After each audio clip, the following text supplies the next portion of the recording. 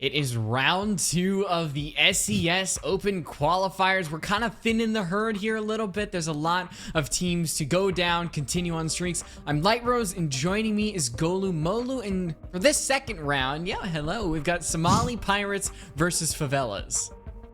Yeah, it should be an exciting game. Favelas team I've heard a little bit about. Saw them play yesterday in the qualifier. Lost that game out to Aerial Arise, so they didn't make the invite spot. But other than that, not too much to know about either of these teams, to be honest with you. And it'd be kind of fun to get to see what each of them have as we jump over to the rosters, and maybe we'll get to figure out a little bit more. I mean, that is part of what the qual system is kind of getting to know everybody. But I mean, Somali Pirates, we got Senpai, Yeji Sosa, Bazdex, Natural, and Bay. They kind of worked their way through SFCL, didn't make the playoffs. But on the other side of Favelas, you've got Arrow, Spirit, Slothy, Rudy, and Bryos. But I think the main thing is just the fact that they weren't able to beat Aerial Rise. They kind of have to go through this slog. So there is a little bit of vengeance in their hearts. It always makes things a bit more interesting, right? When you just got that extra fire pushing you onwards, and it makes you just a little bit more determined to make it in the end. And we'll have to see if they can continue their streak. Obviously, both these teams winning out their last round, both sitting 1-0. I think they're both 7-5 victories as well, so should be quite an even matchup between them if you're looking just on record alone. I mean, we'll see how the actual quality of those teams are. But now we got to go to maps, because we don't want to get you into the action as soon as possible, but it is a best of one, so the map is pretty important. But as it gets kind of thinned down, you can see the maps which you might have some more playtime, like Clubhouse and Oregon, are gone, so that might be a little bit more exciting. Going to be another Villa game. I mean, Villa is a map near and dear to my heart. I love seeing Villa gameplay. It's just it's always exciting, and the map's always changing. You never quite know what you're going to get, and there's definitely sort of a solidifying meta for a lot of these sites, and the rotation has been pretty standard since its introduction, but they're always changing things up. Teams always flipping the script and bringing new and wonderful toys to play, and I look forward to seeing if either of these teams bring a little bit of that pizzazz, that dazzle to the game, and it's just a very fun map. Yeah, I think there's something about Villa that allows for more hero plays. Maybe it's just that dual site setup on the second floor that you're able to extend a little bit more, which allows for, one or two singular players to just have an explosive play from there. It's kind of honestly why I love Villa as well. It's my favorite map in this pool as well. So we got something going there. Yeah, I mean, it's very exciting, and the long corridors always force an interesting way for teams to attack. You have to be a little bit more creative than otherwise you might be. It's very easy to get funneled out as an attacker for defenders just to be watching you from one or two spots and kind of cut off a lot of your access. So having some creativity just to open up sightlines and open up opportunities for yourselves is going to be very important for both these teams when they reach their attacking sides. So as we're waiting to have the lobby filled up, I kind of want to talk about these teams' previous record, especially Favelas, because they barely won 7-5, and I want to make sure over a good T3 roster. You have Tris, you got BJL, and their recent pickup from Mystic Main, Scoob. So definitely they are a team to watch out for. But Favelas, I mean, Aerial Rise, did you were you able to catch that game, Golu? I caught part of it. It was then I fell asleep. So not any. This is not a testament to the poor quality of the game. It was more just the viewing hours. It was something crazy, and I was just like, you know what? As much as I want to, I had a meeting this morning that I had to get to, so I had to get to bed to get up. I did miss out the second map. The first map was thoroughly entertaining though. Yeah, no, I mean, Aerial Rise Academy, they are a deadly team. And T3 in name only, I feel like. And Favelas wanting to definitely avenge that naming because, well, I mean, it was going to be hard to beat Aerial Rise Academy, I think, because with their new pickups, I mean, they had Asian, too. Recently came down from Pro League after being on Parabellum, but Favelas, they still have somewhat of a stacked roster, and hopefully now we can actually start to get into the meat and potatoes of the actual game itself. Yeah, I've always been a big fan of meat and potatoes, right? It's the sort of thing where it seems quite dull, but every time it's just like nice warm comfort food, and you just get it's always very filling. Well, is it British food? Is like potatoes kind of? You get a good roast dinner. It's so good. You get nice, maybe some chicken. If you're feeling extra spicy, or maybe if it's Christmas, you add a turkey into the mix. Roast Very lamb. white meat is a big thing Just over it's there. brilliant. And then you get like the veggies. The real trick is cheesy Yeah. leeks. Mate, cheesy leeks are so good. It's just like creamy cheese Over the veggie in veg. leeks. Oh, Yeah. mwah, mwah, mwah, mwah, You're making me hungry, man. Like I'm making me hungry. Sound like a good meal at this point. I mean, I had dinner already, but already I'm hungry. Maybe get some more after this map, but still just waiting to get on in. Yeah, I mean, yeah, I mean, it'd be fun to see. But I was about to say, I'm kind of tempted at this point to go for like a late night stroll to see if there's any food places open. Because I'm kind of. Well, what time is it over there? It is currently 3 a.m. Well, that'd surprise me if you had some places open there. You never know. Yeah, I mean, we want to shout out to the A stream because that game is happening right now, and I want to make sure that we actually get the teams that are going on over there. If I can pull it on up, we do have Above the Law versus Space Station. Oh, right here. No, it's not Space Station versus Space Station. That's the filler text. You've got Above the Law versus Stay Safe, and those are two teams who also won their first one. Is with the way that the qualifier is, you're just kind of have teams who constantly won. There's the actual graphic. The teams who won continue to play the teams who continue to win, and vice versa. I mean, I know Space Station are a very strong team, but seeing them play against each other, like play against themselves twice In-house simultaneously, that's impressive, right? Being in 2 different lobbies, filling up 4 teams, that's a skill. Yeah, and well, I mean, some teams in different like esports try to have enough members on their roster to actually have in-house scrims, but yeah, I know that's more of a thing in actual sports and less of a thing in esports, because I mean, you've got a little bit more pool to work with in actual sports, I think. Yeah, there's been like some cases of it. I think like Season 1 Overwatch League had that, and then they were just like, you know what, we're not going to have rosters of 12 players, 6 of whom never see the light of day, which from a logistics side of things definitely seems less than ideal. And now, finally, you get to see the nice little animation. We are in Somali Pirates starting on the attack versus Favela on the defense. And, well, now that we finally are getting things started, the ban phase is going through. I wonder if we'll see anything surprising, but I would not be surprised if we don't. Yeah, I will be interested if the Valkyrie makes it through, right? Because that's one of the picks on Villa especially, where you're always concerned about those black eyes. So much of the floor is soft, so much of it is wooden. You just blow up non-stop. The first ban, the Nook. And I mean, I think this is one of the maps where Nook can be especially potent, because you have this basement access. There are cams down there. There are cams watching some of the staircases coming up from it. But that gadget allowing you to slip on by, you can find yourselves in some really awkward positions for the defense to be able to deal with.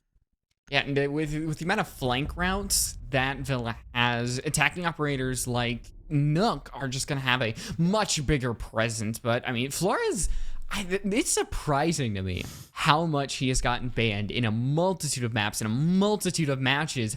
I mean, to be honest, I think it's just people actually being aware of the real possibility that his Rotero drones have.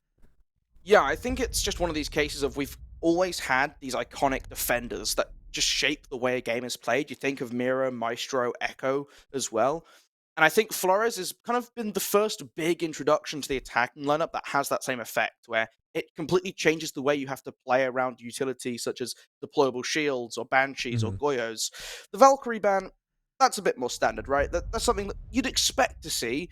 The Azami coming through as the final ban, though, and this one's a little bit interesting to me, right? I think Azami, a very strong operator, being able to provide yourself that cover incredibly flexibly, right, as well, because you don't have to spend the time committing to putting it up. You just throw that Kiba and you get yourself a nice little bunker to play around. And Villa, with so many weird tables and pillars and awkward doorways, there are lots of ways to just really abuse it. Yeah, but she's not going to be here in this one. You know who will? Mira.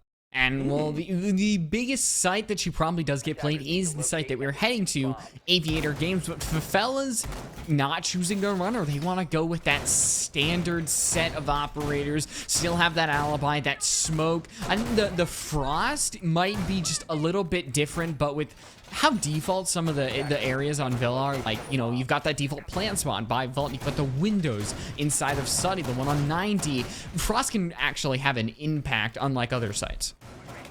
Yeah, it's always good fun to see a Frost come into play, right? And I think a big part of Frost, especially against teams who you might not be quite as keen on their droning, as that you're going to walk into them every now and again, and just being able to collect that free pick is massive. You see the one placed downstairs inside of Art, and again, this is one of these things where you're just not paying attention on your droning in. It's not something you'd expect, right? You're looking in, you're focused on, is there any presence in piano? Is there presence around lamps? Are they roaming themselves around library? It's just one of these awkward windows where you're going to be jumping in, you're going to get caught out, but that might not be a problem for the Pirates, as they have completely focused their take on the master bedroom for the time being, making sure that they get this presence across the rest of the map. Because once you take away this roam, this horizontal push, well, it's going to take them a little bit longer than they might have thought it would, Light Rose. As they lose the first member, it's the Zofia that goes down. And, well, it hurts you in the end. There will be an immediate refrag onto Arrow, but Slothy is just like Batman. He's deadly in the night. Now, it's gonna have to take more from Somali Pirates to kind of counteract this swift blow that Favelas has really brought, taking out their ace, their Zofia. Those are two operators that can be essential on this site, and now Bay has both of those frag grenades gone. I mean, I didn't even hear them go off. And it's particularly awkward as well when you're looking at the lineup they've brought, the Dokubi, the Lion, these operators who are supposed to lock down the roamers, and they're continuing to get away with these picks. Slothy finds another. The refrag comes in good time. There's still 3 defenders alive, none of whom have taken any damage yet. You've still got 3 toxic babes in the pocket of this smoke and half the round to play with. These Lion, these Dokubi, they haven't been good enough at assisting the team in collecting up these roamers, and now it's going to be a little bit difficult, right? Because they're forced either through this zombie doorway or down the long classic cool way, neither of which you want to be looking at with deployable shields, with smoke canisters ready to be thrown your way. I mean, to be fair, with the amount of speed that Favelas just kind of came rushing at the attack, it's going to be hard for Vex to deploy that EED in time, Yeji to actually bring out the Dekebi call. So now we're going to actually see the anti-roam try to have some presence, but I mean, when you've just got Frost being prone in that vault, you're not going to be able to catch anybody. It's the Lion alone in a 1v3 in a round that has just zoomed by like it's in a race car. You just leave your one attacker all alone with about a 0.7 chance of actually winning the round. Yeah, the Prism also giving their location away as things just go from bad to worse for Vex. And now just, well, 28 seconds, only one of those toxic babes to block your path as the second begins to fizzle out. This deployable shield, though, is so hard to fight back against. He's able to put the pick onto Spirit, though, now 1 versus 2. And, well, the pressure's coming on in, but Vex takes a little bit of damage from the smoke canister. Not enough to maybe wreak a real impact, but it's gonna have to be Frax to end this round. Vex tries to go for 1. Can he get the second onto Bry? He misses the ammo, but he has the go on 6. And sometimes your choices in the prep phase can matter, and Bry does win the 1v1, and that just came out of nowhere, Golu. Ran out of ammo in a 50-bullet drum magazine. Look, the LMG meta has come and gone, and it's still something which catches people off guard, right? When you're used to that many bullets, when you have that flexibility to just pre-fire every angle, this is one of the difficulties of utilities such as the deployable shield when you have to deal with it, right? Is you can't really be patient. You have to try and catch players out on this pre-fire because of those slits, because of the information that they get, which they can use to swing from 3 potential sides. It's so hard, and you see what happens when you run out of ammo, when you neglect reloading just because of time, but the whole round fell apart at the start. When you jump into that walk-in window, you've always got to be careful of that angle. I would argue avoid it completely, just because it is such a hard angle to fight back from, and you lose a player so early into the round unnecessarily. Instead, you're playing this Dokubi, this Lion in that round. Entry safely. Use your drones to gather the information on where they're playing and use that utility to gain yourself that man advantage. It fell apart too early. It fell apart too soon.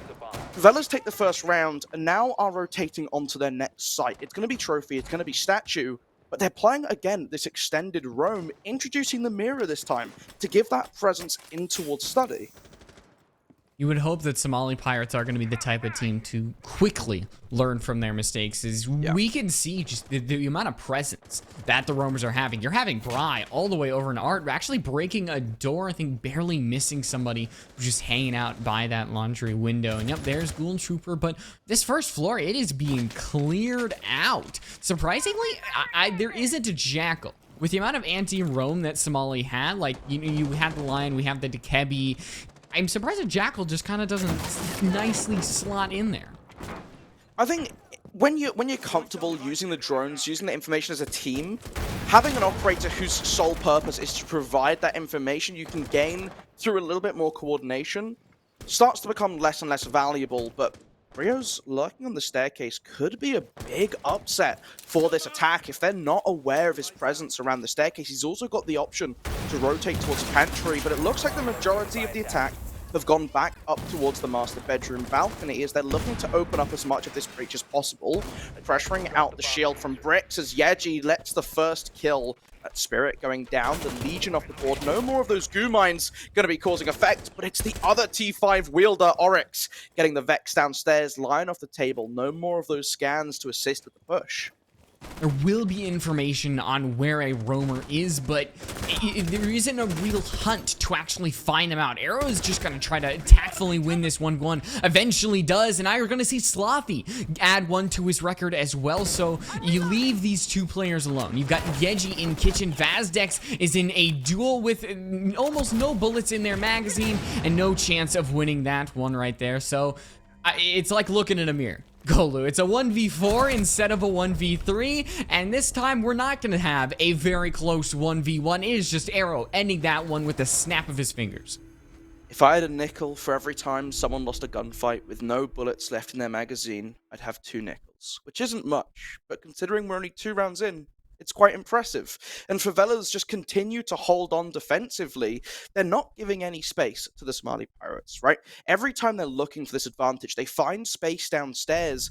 The response is very quick from the roamers of Favelas to get into positions where once they fall back, once they try to rotate their utility to expose the site, they pinch down below, and it's very difficult for the Pirates to hold onto the footings that they're finding.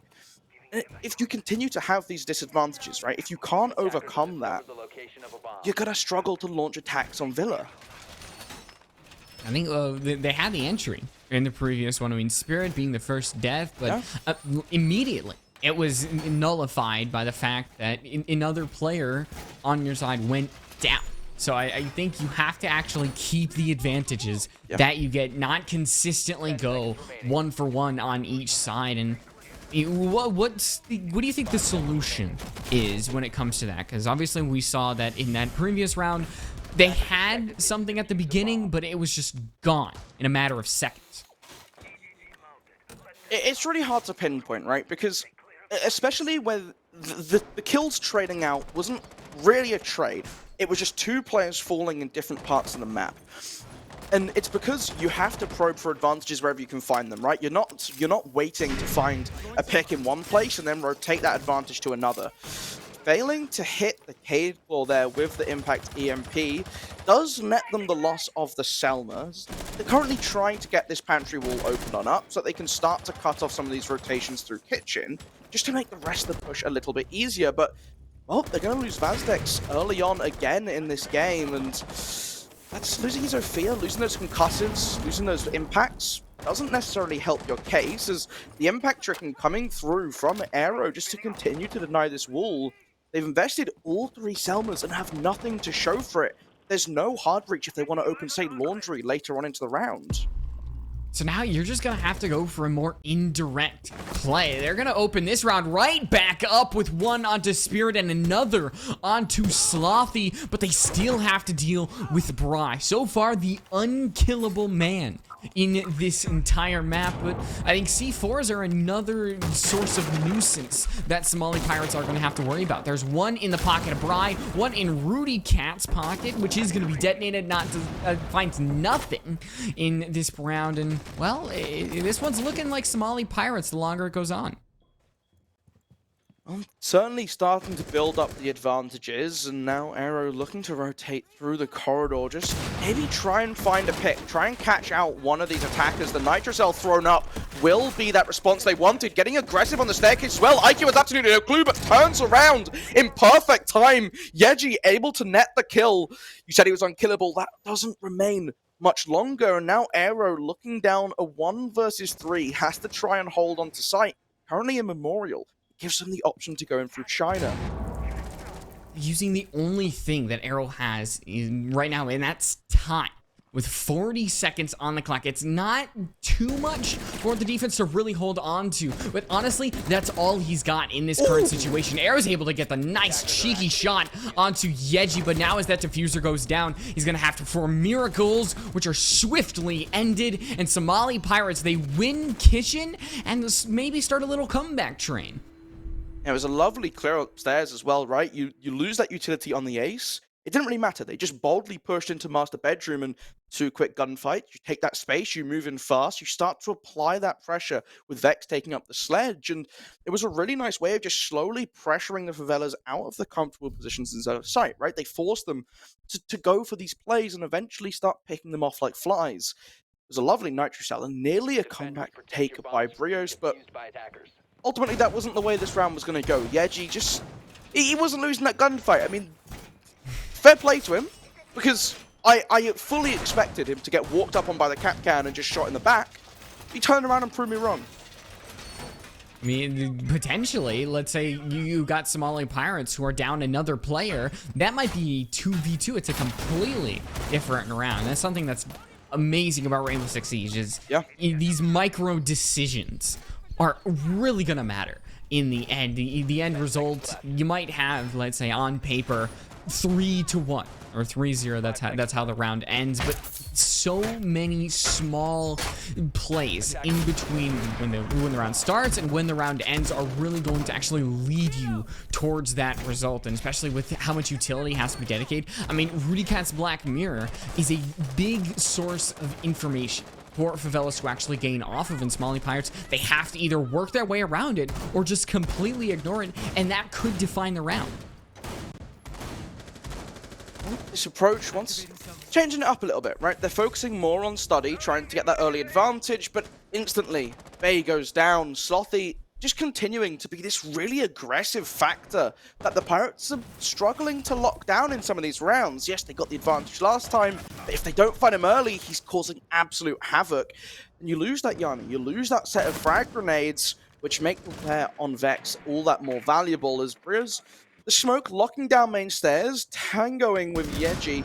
He's just looking to try and find the pick over the top, but so far nothing really coming for it. The rest of the push trying to find things downstairs, but it's Spirit and Yeji, they both lose out as well.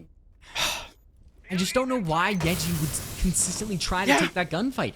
You're never going to win in that situation. There has to be a massive mistake on the side of Bry, who is a seasoned player. He will not lose those engagements. And the fact that Vazdex still might try to take this one-on-one gunfight with that deployable shield. I think, you know, the impact grenade might make the difference, but there's ADSs in play, and Bry has multiple by his side. So Somali Pirates still just trying to ram their head into a brick wall here. The shield will be destroyed, but with so much utility dumped into it, with many deaths on the side of Somali Pirates, you can really call that a hold to win.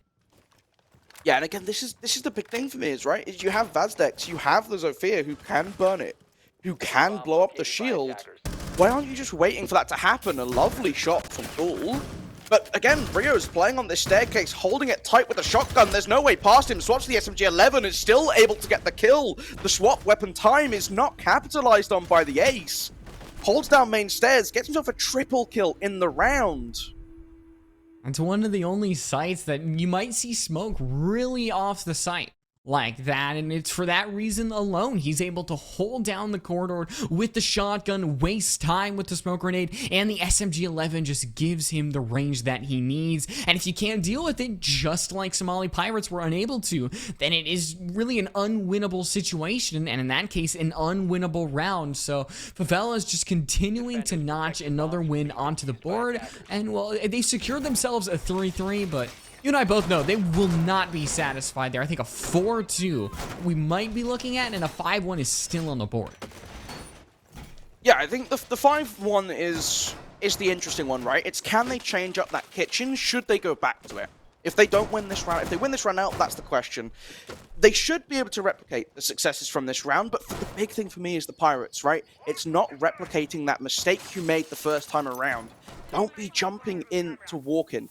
Play for that bathroom window instead. Try and find a more secure landing pad. Otherwise, change things up completely. We saw they tried that on their second attack of Aviator Games, where instead they went a lot closer. They didn't start by the master bedroom. They instead started over by study.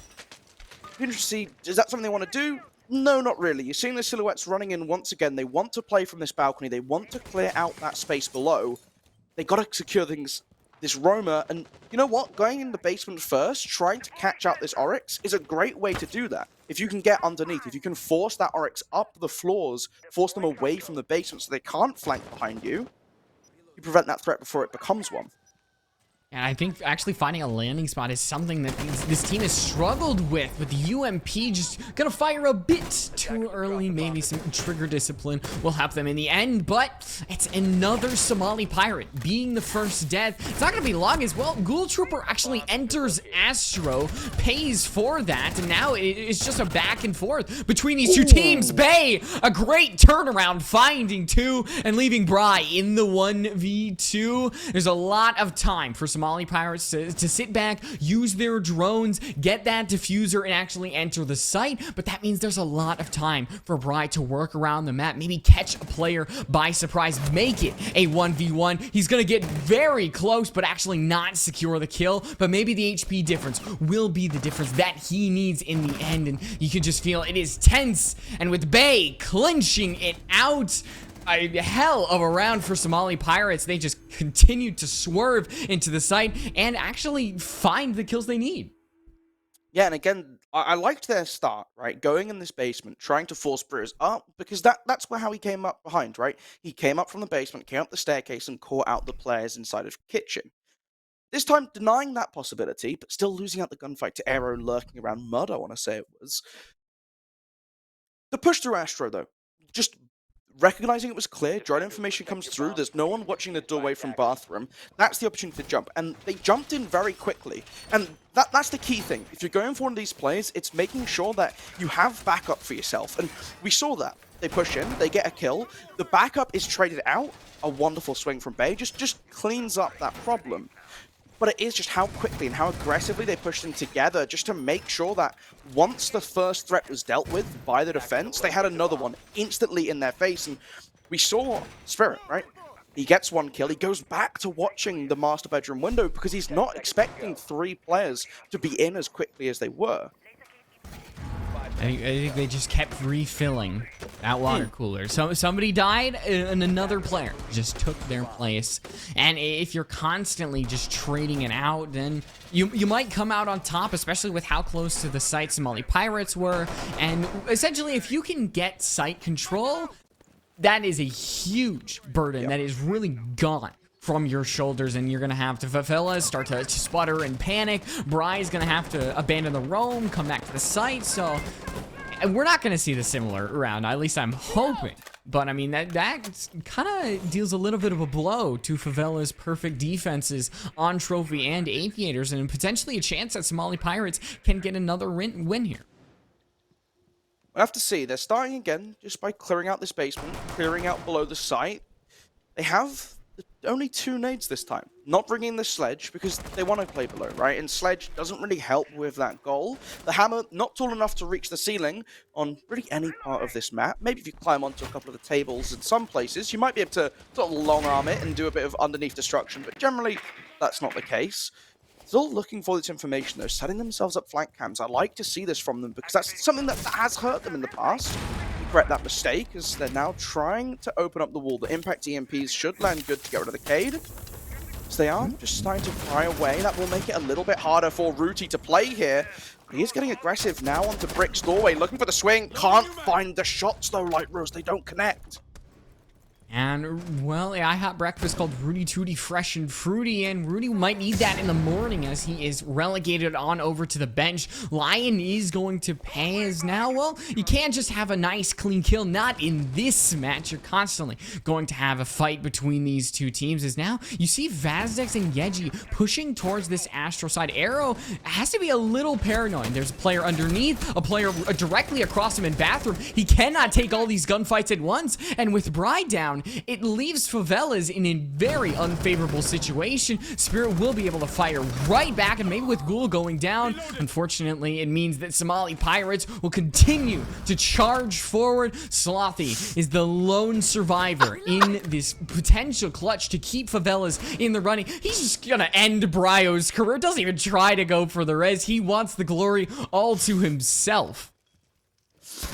I'm going down by the chassis, but he's able to line up the shots, shutting down Ghoul Trooper's streak. Now Yeji in the 1v1, able to land the shots just as he peeks up, reads him, reads the rotation, knows he's going to be popping up. I didn't even see him on my screen. I'm not going to lie to you. I didn't either. Fair play.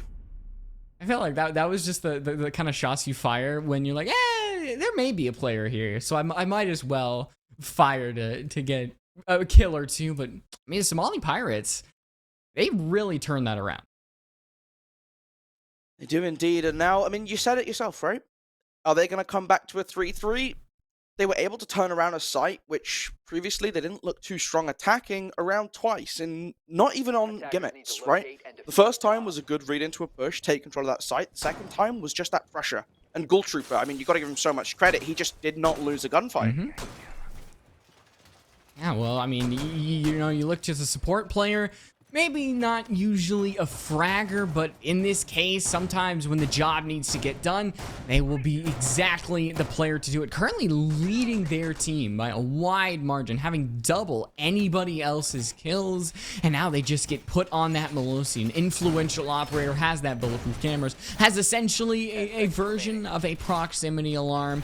As well, we don't have a castle, we don't have any actual proximity alarms. As it seems that Somali Pirates want to push away Favelas with that Ella, with that alibi. They want to make sure the map control that they have isn't taken for free, and well, they're actually going to try to put up a fight.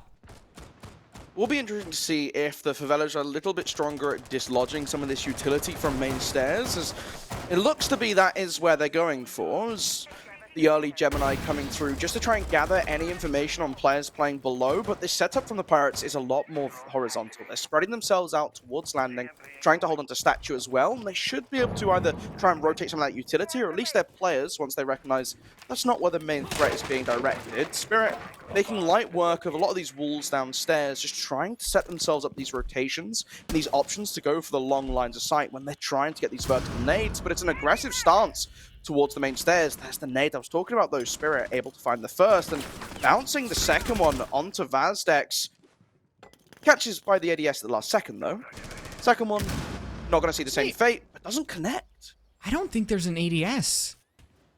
It might have been just refreshed, but it feels like the frag grenades just really weren't able to connect. A lot of them were centralized around the site, so they were able to get an actual kill, but they didn't really clear the utility around that main stairs. You see Spirit with a long angle. Vazdex is not a smoke. He cannot waste time with canisters. What? And the peak changes the round for Somali Pirates. We'll be able to get the second on Slothy. No, nobody takes any damage in that engagement. And now Ghoul Trooper has arrived to assist on the main stairs hold. And Somali Pirates, stalwart as ever, they do not let the stairs fall.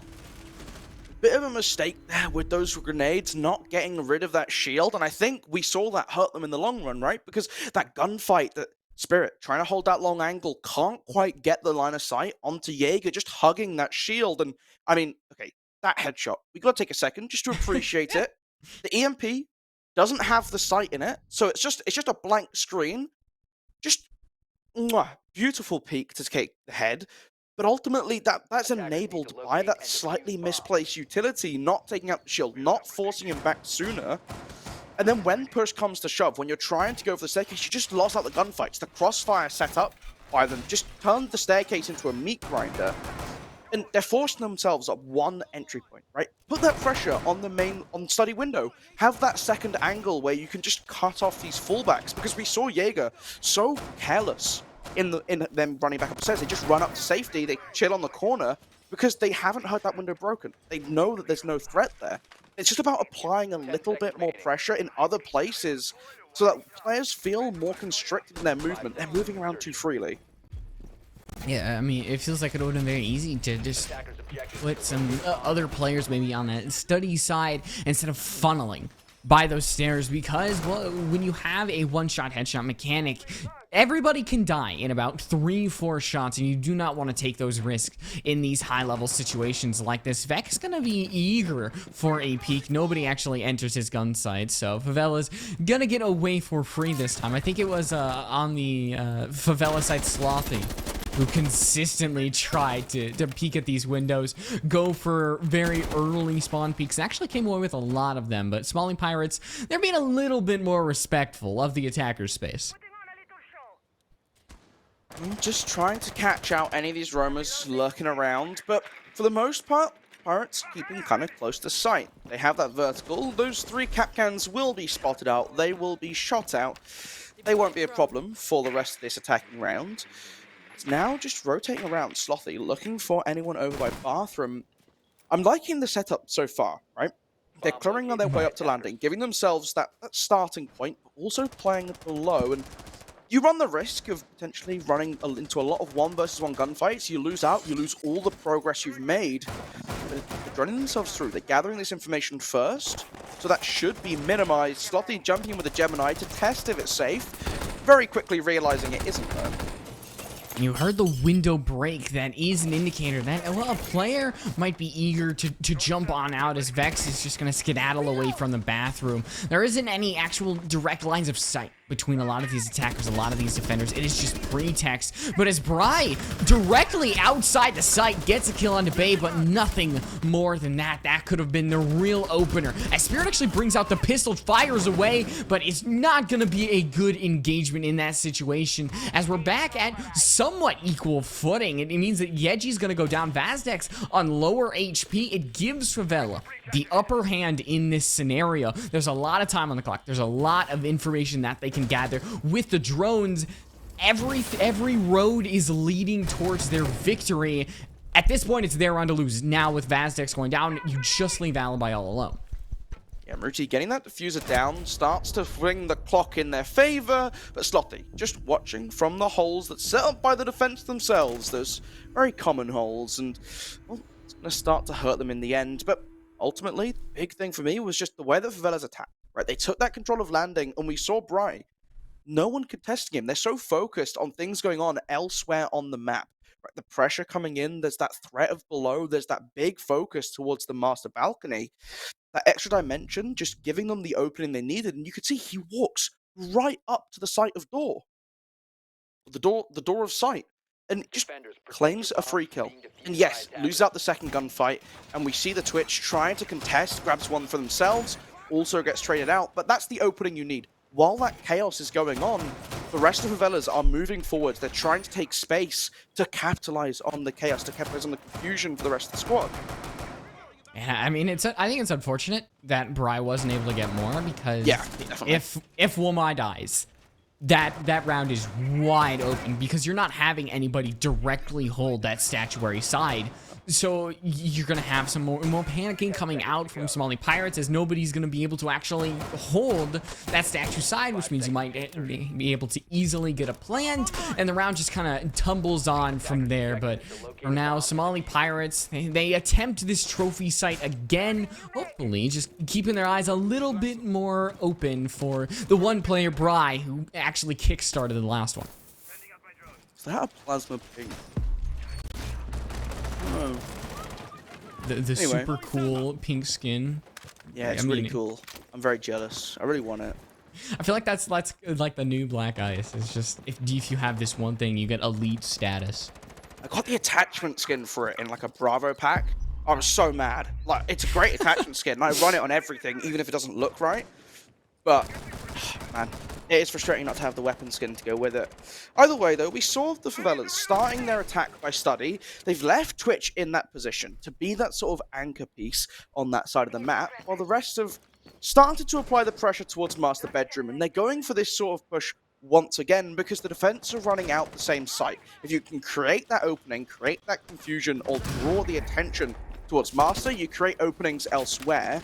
Joe could be, again, going to be able to just assist with that a little bit, right? Those phone calls start to go out. You have to divert your attention. Just playing on this window of Astro, just trying to deny some of this movement. Ooh, the alibi is giving away that there was a player very close to that window, as they think the Selma charges will be able to destroy that wall. Yes, it did. There really wasn't much actual threat to the wall. There's no mute, there was no bandit, so it was just the amount of time that Favelas actually wanted to dedicate to opening up. Still a lot of time for them to actually use inside of the round. You're going to see Slothy gaining some level of information, and well, the Prisma wanting to die eventually, and I think information might have been leading to Bry's death along with Arrow, and well, we don't have like exact information on where these deaths are. They seem to be communicated with each other all across taking these 1v1s. You're gonna have Rudy find one of his own, but it's a consolation kill in this current situation. Yeah, now with Spirit dropping as well, Ruti on very little HP has quite a lot to overcome if the Favelas want to bag this round. Jumping in through the window, just looking to see if they can find even one, but Vex hiding away, disguising himself as a Prisma almost, just able to land the final kill. And again, this round just fell in the way of 1v1 gunfights. A lot of opportunities for the Favelas to find these picks, but ultimately not putting enough together to give themselves an advantage in these gunfights. That's been a running trend for a lot of these rounds, right? Is we're seeing teams stacking up in places, but not putting the utility in the places to best capitalize. We saw this, for example, with the Shield, where Yeji was just peppering shots away and ended up falling. The same thing's happening here on the other side of play, and it's something that's quite hard to get consistently right, is to put the utility where you need it to be. You have the Zofia stacking up, and I think with the way Favelas are playing, they are spreading themselves out a lot so that they can find these different openings that you might not expect as a defense, but as a consequence of that, they don't have the right pieces for the right problem.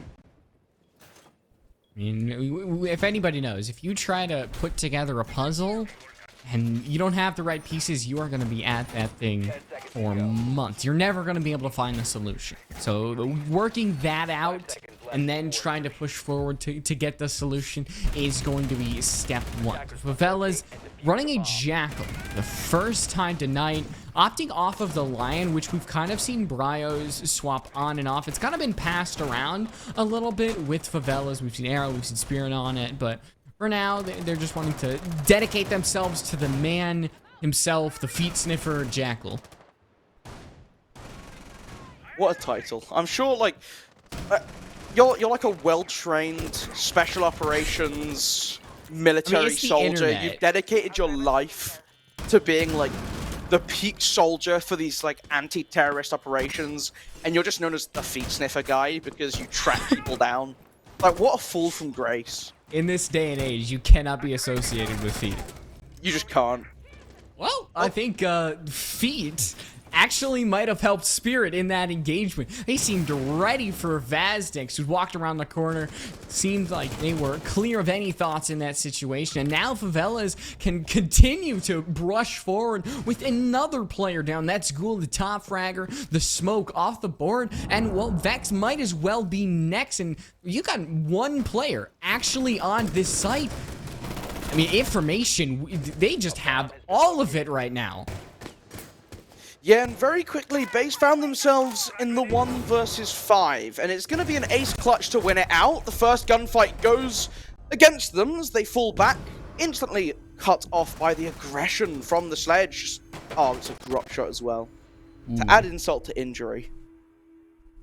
I mean, that round, though, you had the yellow pings, you had, like, direct crosshairs centralized on players that were coming right around the corner, like drones. I mean, that's the explanation that has to be given for that, because, well, I mean, a Jackal is going to be important, but at that point, it is just active drone and passive drone and setting up these flank drones that are really going to win those situations. I think that round is a key factor in showing teams why you need to drone. Yeah, every attacking round starts with 45 seconds on drones for a reason. It's to emphasize that it's important to gather that information. I mean, sure, from a gameplay perspective, it's also so that you don't just get in sight while they're trying to set it up, but it also means it's important. And just having this information able to relay it, it's why information ops have always been very, what's the word I'm looking for here? Very controversial when they're strong, right? Dokkaebi metas. People always hate it because the biggest thing is that phone starts ringing, the attackers know where you are, and they can start to readjust themselves accordingly to it. It's the same with that Jack, right? Able to get into that position in China where you're waiting for Jaeger to walk through. Even if you don't scan the footprints, just seeing them on the ground, they last 30 seconds. So getting that indication someone was here within the last 30 seconds, and you get to see the little trail of where they go, you have that idea of where they might be. Seeing it again. Jackal is having another huge presence on this site. It's going to mean that Jaeger just has to skedaddle back into sight. Spirit opts to actually not follow it, which is always an option. He pings it, which a lot of times is just scaring that actual defender away from where they could be, but just cannot hit the shots where they count. Spirit just trades a little bit of damage with that Oryx, what could have been, but now I think just scaring these roamers away is always going to be a huge thing in the end. As a Ghoul, I mean, 12 kills. You constantly have them running around the map, fearing for their life. You have to call that a win in the end. And now things slow down a little bit, right? These roamers over on the far side, kind of undisturbed now as the rotations come through. They're focusing more towards main stairs. Slothy already being able to find himself in this position. There's a lot less utility invested at the top.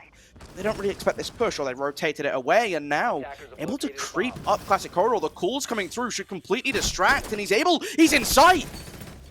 Flex has the upper advantage, but can't actually take advantage of that. He loses the gunfight, but there is Yeji cleaning it up, and underneath, it's Bry shutting down Bay's feet, and so far, it has just been 1-for-1 each side. Nobody can really get an advantage. Maybe Favelas will actually end the fighting with a one-man advantage, but just as I say that, there's Vazdex walking down that 90 hallway, and still with so much time on the clock, Rudy is just gonna force Vazdex away from that actual bar area, over by Ghoul Trooper, and well, these two players, they're somewhat far apart, but they have a huge impact on how this round can go, how this map can go. We're at 5-5, and Bry has to come away with a 1v2. Ghoul Trooper just looks one way, looks the other, finds 2 kills, and puts his team on map point.